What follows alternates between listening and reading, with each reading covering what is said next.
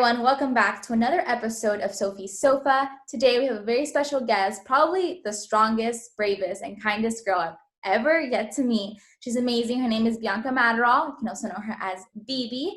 And she struggled with brain cancer and has been fighting it like a kid, fighting it amazingly. So we're going to hear her story a little bit today on Sophie's Sofa. So Bianca, thank you so much for being here. Thank you for having me. So how has quarantine been for you? Quarantine has actually kept me pretty busy. I've been able to come up with new ideas for the foundation. So as I told you earlier, I've been working on care packages. I have over 100 care packages ready to send out to patients across the country battling cancer. I've been doing a lot of fun mail for the patients that I have here in Miami. So I did a lot of those motivational coloring pages that I colored, and I send them out with little individual handwritten notes. Yeah. Okay, so let's rewind for people who might not know your story. And I know you've probably said this story 1,000 times, but really quick, what was a day like, the day your life changed, and how has your journey kind of been to today? So in December of 2015, I presented with the first time seizure right in the beginning of my senior year in high school. Mm-hmm. So from there, I spent a long time in hospitals trying to figure out why I had that seizure until finally I needed to do a craniotomy biopsy where they discovered a glioma. So from there, the 8 shadows that they saw in my head were stage 3 multifocal anaplastic astrocytoma brain cancer tumors. I'm stage 3 and I had 8 tumors. Right now I currently have 7, and then the one that I have has no tumor activity, but we're still very vigilant on that tumor to make sure I don't relapse. I did have to move away from Miami where I have all my family and friends here. I moved to Baltimore, Maryland for 2 months with my mom, where I began my initial treatment. Now I'm currently at Nicholas Children's Hospital, and I'm seen by my doctors at Duke at North Carolina. Awesome. And how has treatment been for you?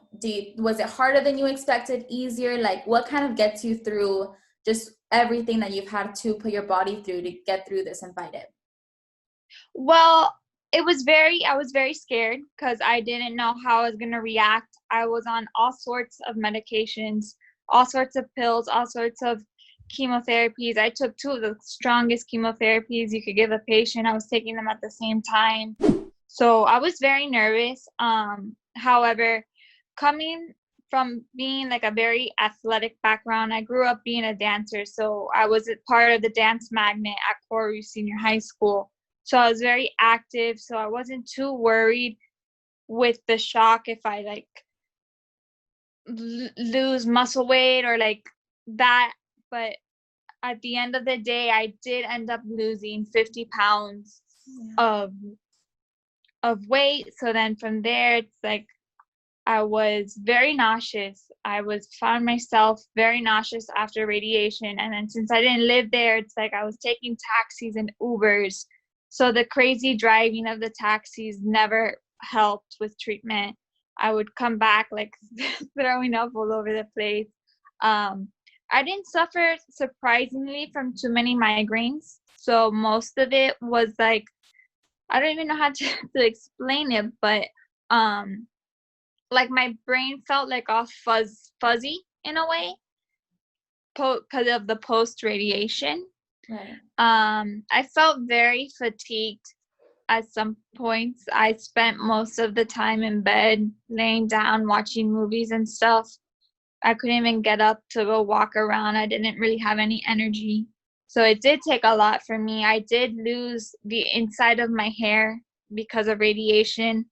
My brain tumor chemos were pills, so I didn't have it through IV. So I was lucky enough to keep my hair on the top. So my radiation was the one that damaged the hair on the inside. So it was all bald. Mm-hmm. All of this was all bald on the inside. It's grown so long and beautiful now. So I would if you're walking the street, I would have never known. It's crazy. Yeah, that horse shampoo really helped. Oh, please give that to me. Send me a text of what that is after. Okay, and along this journey, when was it that you were like, I want to help others and I want to help kids and I want to start an organization like Fight Like a Kid, which you started? Like, tell us about how that all came about. I've always had a passion with kids. So like I told you, I worked in several summer camps. I've been very engaged, even with my cousins, babysitting. I even started like my own little photography business as a hobby where I did plenty of photo shoots of little kids and their family.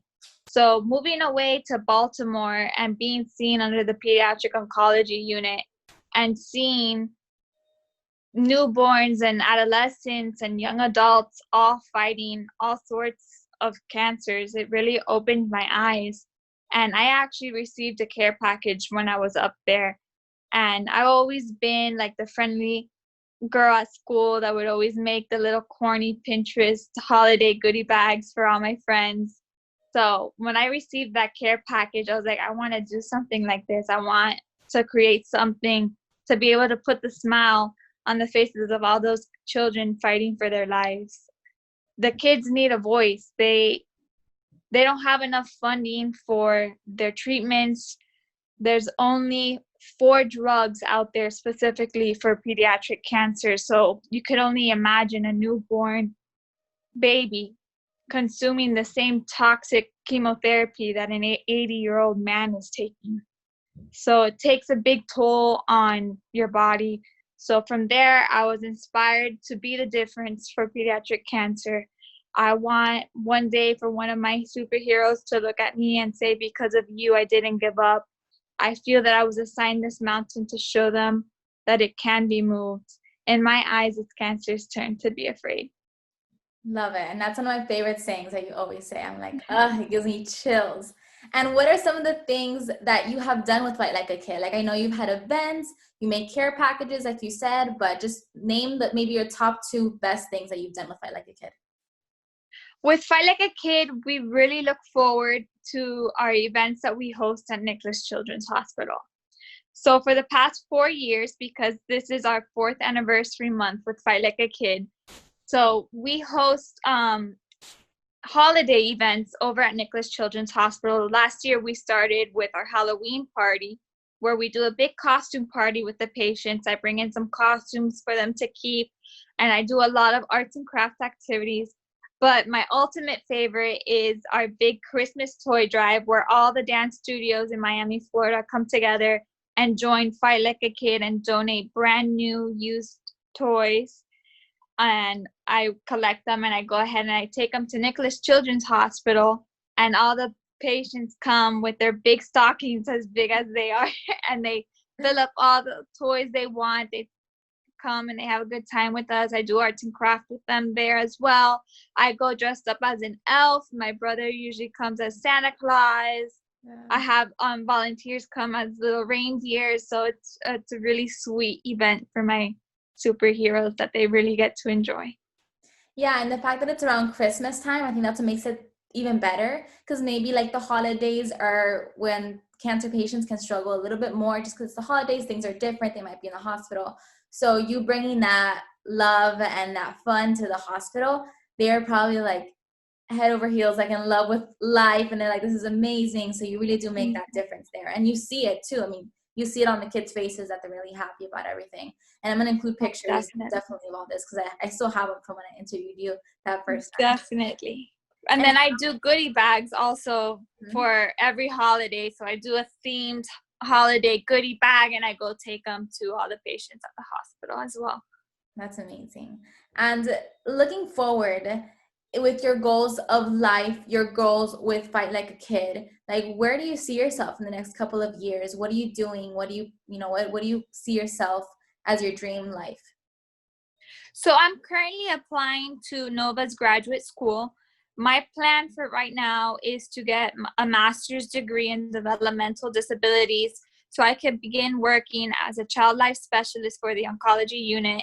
That way I could be there psychologically and mentally for the kids, because I do strongly believe in the power of positive psychology.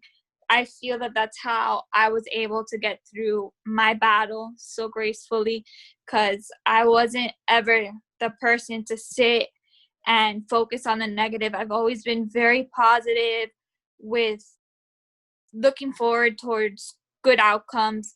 So I want to be able to have the opportunity through my child life specialist to be able to be there to motivate the kids, especially since I've been through it. So I hope I could give them some sort of advice for upcoming treatments that I might have taken, that they've taken. Because I also do it with Fight Like a Kid. One time I had one patient that it was her first time getting access through her port, which it's like a big golf ball that we have in our chest, where they put a needle into our chest to give us our chemotherapies. So she was very scared. Luckily, I was there doing my treatments. So we were like FaceTiming from different rooms so that she was able to see the whole process of getting access. So she knew what was coming. Oh, that's so cute. How old is this girl? This girl was still in high school. So I would say maybe like 16, 17 years old. Wow, that's amazing. And then you made a friend out of that too. Someone who's kind of going right to you, yeah, and how you went through. No, yeah, the nurses use me as a little guinea pig sometimes because it's so sad, like seeing the little kids come because they're like, oh no, the big needle. So it's like I had this one patient one time like screaming at the nurse, no, mommy, give her pow pow, give her pow pow, mom. Pobrecito. But hopefully, if they all have the positive attitude, they fight like a kid, they'll come through on the other side, and they have you as the perfect example of that. So what you do is really, really amazing. Every time you have something, I always donate. And I encourage everyone watching here right now. There's actually the virtual event going on right now because of the whole pandemic. So I'm going to include a link to the Facebook group, and people can donate there. Yeah, you could go to www.fightinglikeakid.org, click on our big donate button, and from there it sends you directly to make a donation towards Fight Like a Kid to support our mission of continuing putting a smile on pediatric cancer patients through nonprofit dedication, education, and support. Exactly. Amen. All right. Thank you so much, baby, for being here. I hope you have a great rest of your day. And everyone, make sure to follow her on Instagram. Her Instagram handle is right under her. And make sure to check out Fight Like a Kid. You won't be disappointed, okay?